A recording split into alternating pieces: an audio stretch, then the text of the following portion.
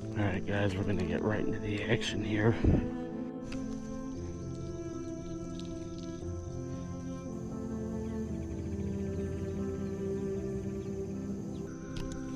It's right there guys, look at him.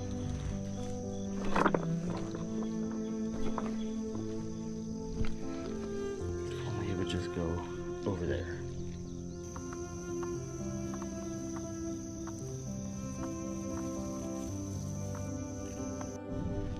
This is incredible, guys.